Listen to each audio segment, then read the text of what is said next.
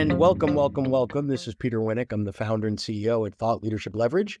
And you're joining us on the podcast today, which is Leveraging Thought Leadership. Today, my guest is Sohee. She is a premier leadership coach, a speaker, and a best-selling author. She's a mindset expert and a corporate leadership facilitator. So she clearly fits the profile of the folks that we tend to talk to on this podcast. I'm excited to have a good conversation with her today. So welcome aboard today. How are you? Thank you, Peter. I'm doing really well. Thanks. Great.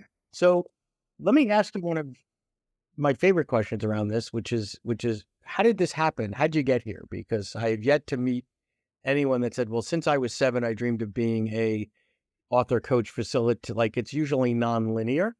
So I may be the exception, but how did you get here?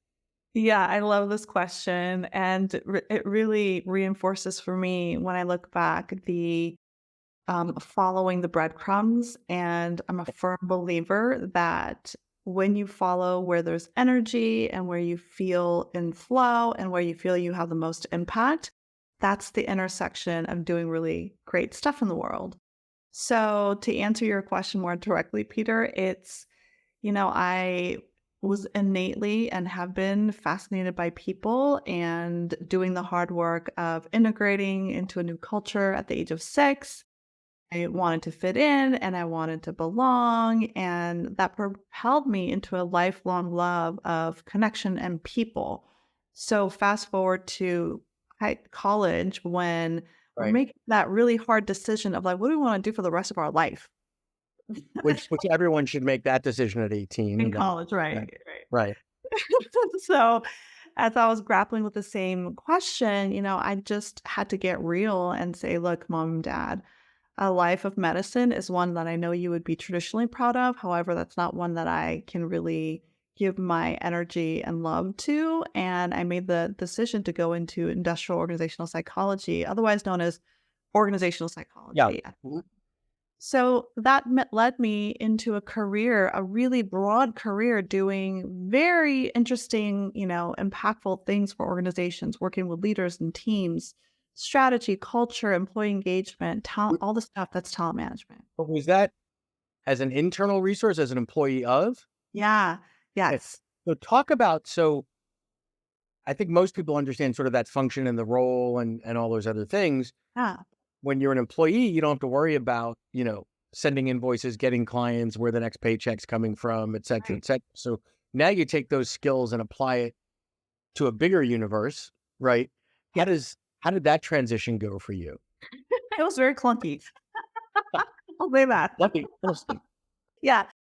So, in that, you're right. In my 15 years internal working with a lot of different companies, you can see on my, website, I've been most industries, high tech, Yep. engineering, all of the things. And what I learned then was like, wow, okay, how do I prioritize and what gives me energy, which is coaching, and how do I impact the world in Right. that way? So, on this side now of being in my own consultancy for 7 years, it really was a clunky start to answer your question. It was like, okay, oh my gosh, I'm doing all the work. And then, the first year or so, I was doing more work than I'd ever done because you're wearing different hats. So it isn't just, hey, I lead a team now. It's now I am the CEO of my business. I may have contractors with me. How do I do marketing? Do I need to do marketing? How do I scale? Do I need to scale? Who do I bring in to support me? In Right. the first few years, it's all about making a lot of pivots, a lot of iterating is what I call it. And if somebody doesn't embrace that on this journey, you'll make it hard for yourself. And I think part of that process is to be self-aware enough to say, oh, and here's the pieces of this that I either hate, I am not good at, or I stink at, or I don't enjoy, or whatever the case is. And you don't get a hall pass, right? It doesn't mean, hey, if I'm not so good at accounts receivable or making those calls or whatever to collect on invoices, or, pricing's not my jam, you don't get a hall pass, right? Yeah. Now the Yeah. question is, either you've got to develop those skills or partner with folks that already have them so that you can do the things that add the most value. Yeah, and I love that lens because it is looking at it from, okay, where can I make the biggest impact and value and bring value? And for me, I like to say it's a yes and. Yes, you have to be self-aware. And I learned more self-awareness through the process. So by that, I mean, some of this stuff came organically in terms of Sure. writing and my love of writing. I'm like, oh my gosh, I didn't realize how much I really love the process of writing, which is why I birthed, books and Yes. all of that. And then the speaking part came probably 3 or 4 years into my business where I'm like, yes, I did it in my corporate internal life and then doing it in this way, keynotes and different ways that I do it now. It's just learning how much you do love that and bring value in that way, which means then, okay, if I'm putting those things on my, to-dos, then I'm not going to be in the business of managing my calendar or writing the newsletter or doing these social things which you have to offset with people that can support you in the right way. Right. So what are the 2 or 3 things that you're doing very differently now from a business operation standpoint, or the way you package your services, or whatever the case may be, from when you started 7 years ago? Yeah. So the biggest thing that is true now is quality. So what that looked like early on in my business is, yes, I'll take that call. Yes, I'll do this. Yes, I'll do. So doing everything from marketing to Mhm. the actual work to the actual coaching to the building of my website. Right. So it was, I'm going to do it all to now I'm really anchored into the quality of what I provide, which means I say no a lot. So it's it's a flip. It's been a really interesting evolution to see where I said yes to most things. And now I'm being very intentional. And I think that's the other piece, intentional with my time. So I Yeah. have an assistant that can tackle and block my calendar in the right ways and support Just me. stay there on the saying no piece, because I think that early on, when we first venture out, it's it's almost the default switch is to say yes to everything, whether that's internal, I'll write the newsletter, I'll do the this, I'll do the that, and or external where, hey, is that a project I can do? Yeah, I guess I could, right? Is that a project that I have the skills to do? Yeah. Is that the reason I struck out on my own? Probably not, right? So I think it's that yes to internally and externally, and having the maturity to say, yeah, I could do that. I could do compensation or whatever else a client might ask you, but that's not what I really want to get paid to do. That's not what I want to be doing.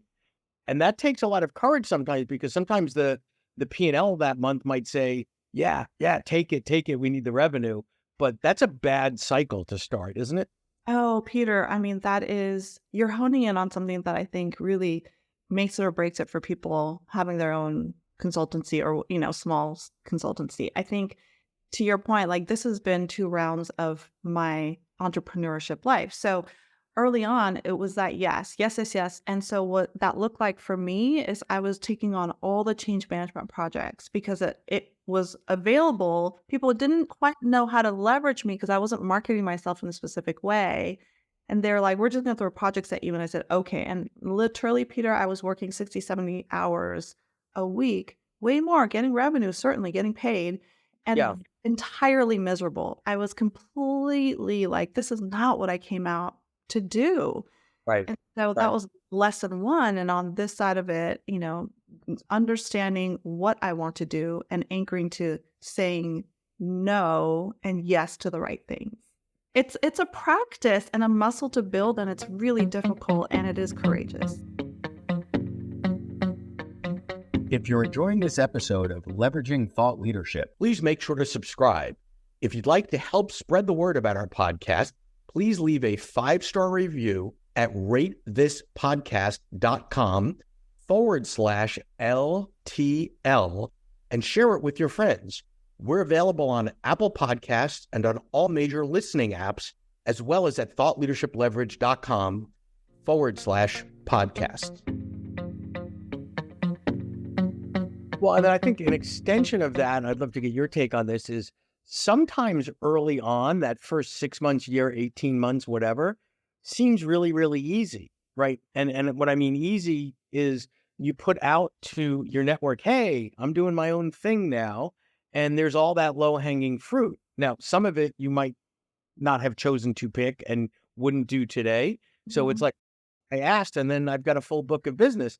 Then that sort of it doesn't totally go away, but to have a viable, sustainable, ongoing business, you have to have a consistent flow of clients of the right type coming in, which therefore means you need to have some sort of a marketing function. Because a lot of, I think, consultants, coaches, et cetera, dive in and are like, "Ah, I'll deal with the marketing later. I have a website that'll cover my brand."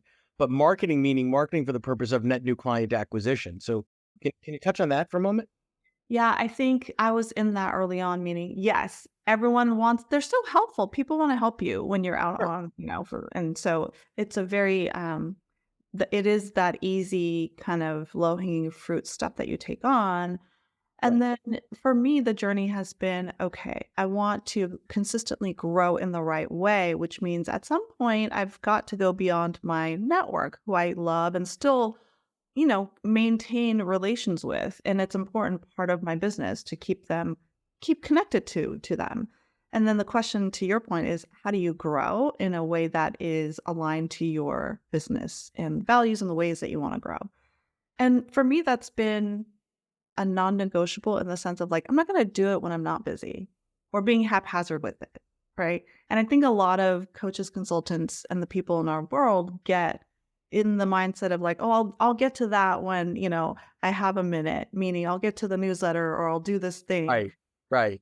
That really should be a consistent act. And so it's that goes back to what you asked about earlier in terms of what do I like to do? What do I not like to do?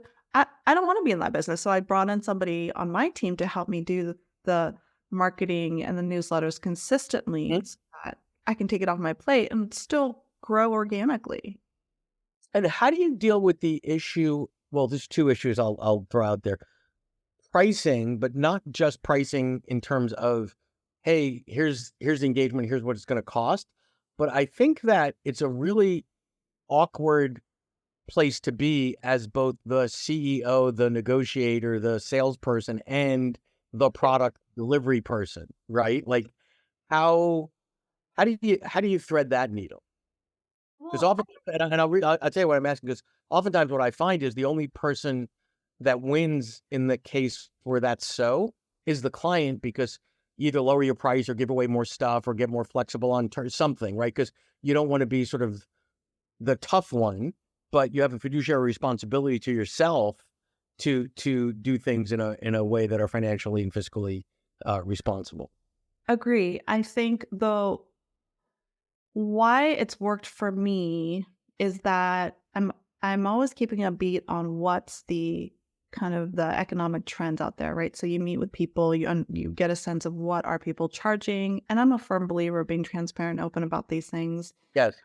So really keeping a pulse on both economically, what are people paying for, and how much is being charged. And oh, by the way, Peter, being on the inside and sourcing coaches and having Yes. vendors that I've dealt with, I keenly understand how they package things and what they charged for it. So that gives me a leg up in terms of, look, I led internally the organization development change management team. So that means I have an understanding of what are people charging. And so that is information for me when I go to negotiate or I'm sitting down with a client and saying, okay, in my head, I've done the work already up front Mm.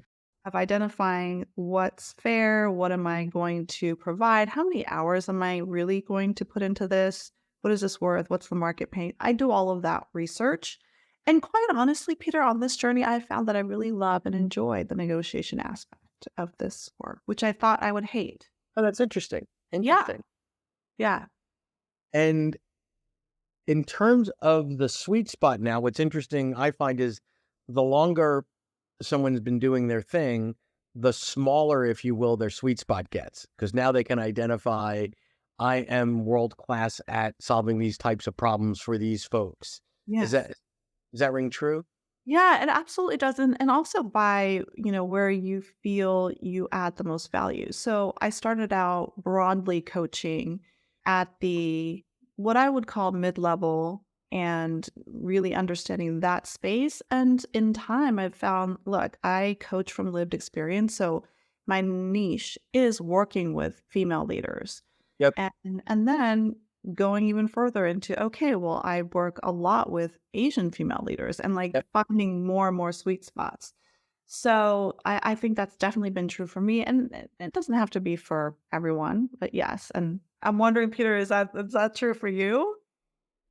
Well, yes and no. So it's true that I love the question. So yes, from the standpoint of we are laser focused around the types of folks that we work with, authors, thought leaders, academics, etc., and the type of work we do. But that being said, underneath that, that we're not industry specific, etc., Mhm. but we're laser focused on the type of people we work with and what we do. And I think it's really easy for us these days, the last 10 plus years, to say, no, that's not something that we do. And what we've done to sort of solve that for our clients, because we still want to, make sure they're getting the best of everything, is there's the core stuff that we do. There's some things that we do really, really well.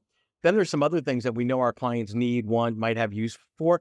And we've just, sort of vetted a bunch of folks that we feel comfortable saying, hey, we're not a ghostwriting agency, but if you need that, here's two people to talk to and we could vouch for them because we've worked with them for a zillion years, or a publicist or whatever, versus 10, 15 years ago, we might have tried to dabble in some of those things. And it's like, I want our clients to work with people that are top of the game in the subset of things that they do. And what I found is that actually creates a really cool cross referral ecosystem. Mhm.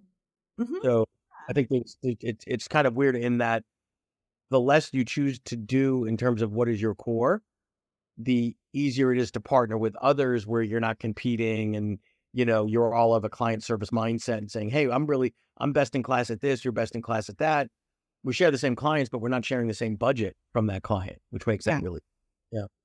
I mean, I think too that that is about like how do we give to each other, and to me, it's about like, there's always going to be work. What's the lane that you're in, and how do you help others? It's all a part of that ecosystem. Yeah, I think that's exactly right. Well, this has been awesome. Appreciate your time. Thanks for coming on and sharing your story and your journey today, Sohee. I love it. Thank you for having me. To learn more about Thought Leadership Leverage, please visit our website at thoughtleadershipleverage.com. To reach me directly, feel free to email me at peter@thoughtleadershipleverage.com. And please subscribe to Leveraging Thought Leadership on iTunes or your favorite podcast app to get your weekly episode automatically.